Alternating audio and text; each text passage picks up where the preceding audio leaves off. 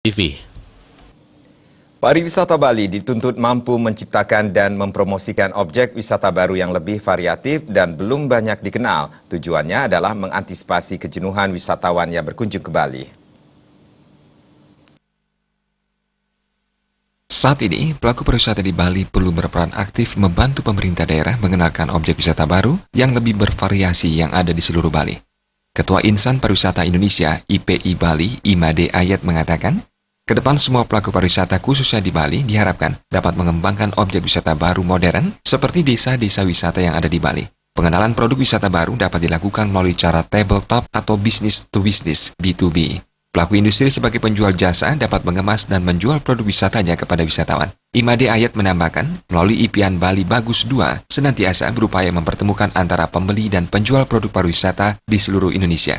Diakui, meski upaya ini gaungnya belum sampai ke mancanegara, namun negara Malaysia dan India sudah tertarik mengikutinya. Tempat-tempat wisata baru, kalau tidak dikenalkan, itu mereka tidak akan menjual, tentunya. Ya.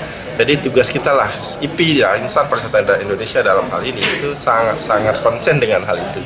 IPIAN dalam hal ini ingin membuat sebuah acara-acara yang berkaitan dengan pengembangan pariwisata, terutama khususnya yang di Bali. Jadi sesuai dengan tujuan daripada IPI adalah satu, mengembangkan daerah-daerah wisata yang baru, terus mempertemukan para pelaku pariwisata.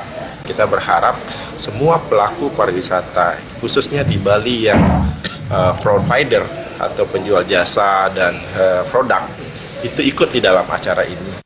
Ditambahkan secara umum, apabila tempat wisata baru tidak dikenalkan, maka tentu akan tak bisa dijual. Untuk itu, tahun ini Insan Pariwisata Indonesia (IPI) Bali telah berupaya memperkenalkan Topeng Tugek sebagai destinasi wisata seni yang dikembangkan di Desa Carangsari, Kecamatan Petang, Badung.